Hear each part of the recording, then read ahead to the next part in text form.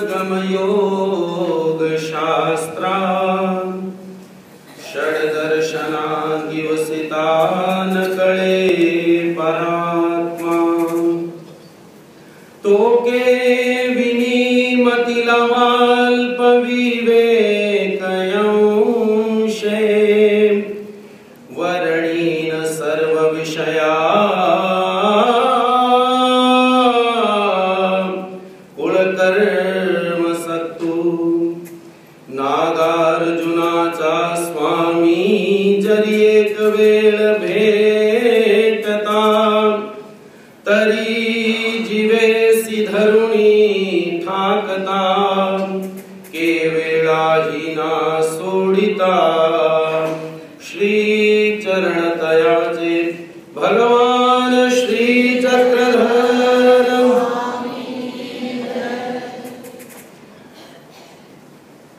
श्री सावली मूर्ति मंदिर में नवरात्र के उपलक्ष्य में रखे गए ये धर्म प्रवचन और आज उस धर्म प्रवचन श्रृंखला में चौथा दिवस हमने ये श्रवण किया कि भंडारेकार ने भगवान को अपना जीवन कैसे समर्पित किया। हमने ये देखा कि भंडारेकार के जीवन में ऐसा क्षण कैसे आया, तो हमने साधा के जीवन के बारे में जाना कि जब तक आदमी सहज नहीं होता, जब तक आदमी सादा नहीं होता, तब तक वो भगवान के श्री चरणों का अनुभव नहीं ले सकता। और हमने कल ऐसे भक्त के बारे में जाना जो भक्त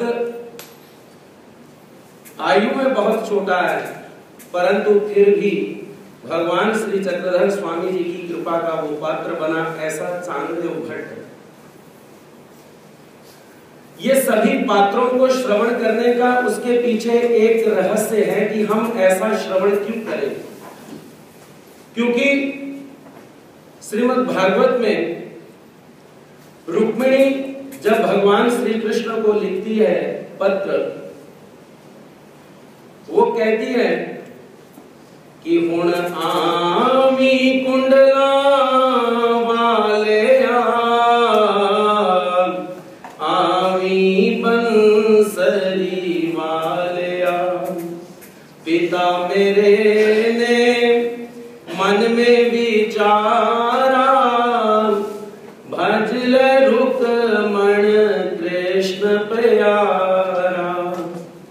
भाई मेरे ने जुल्म कमाया, भाई मेरे ने जुल्म कमाया, शिशुपाल व्यावण आ गया यामी बंसरी।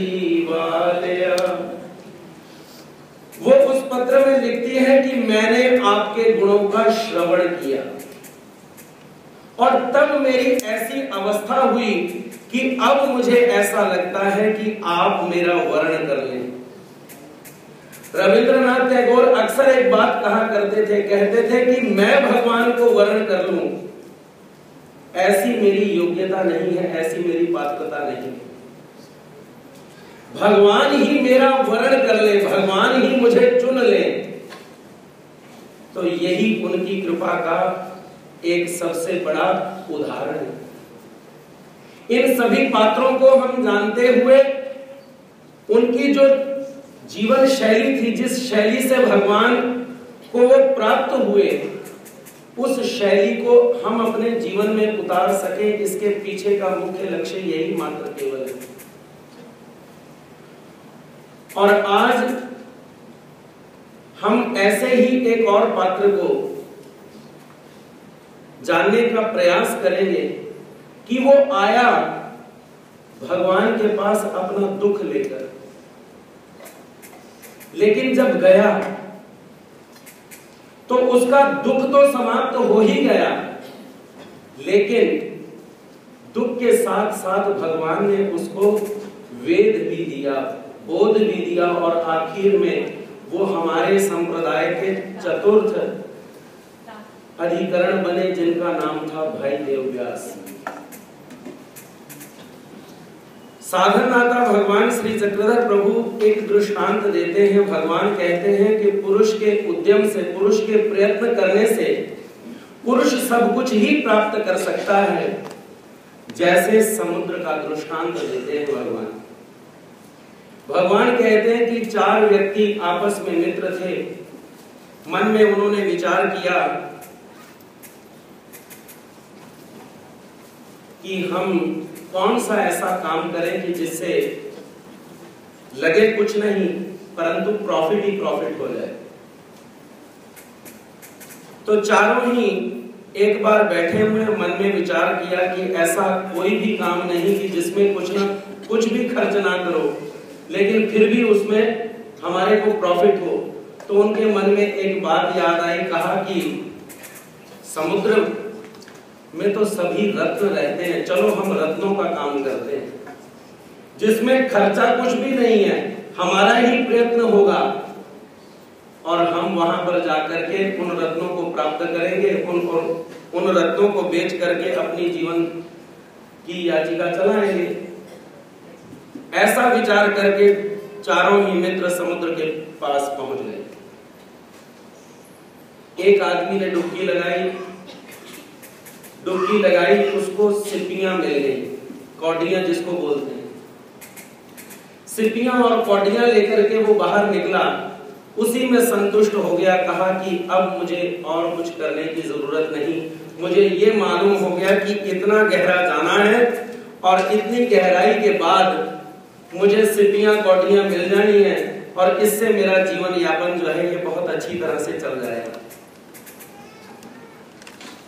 दूसरा व्यक्ति अपने मन में विचार करता है, कहता है कि इस समुद्र में माणिक मोती भी हैं।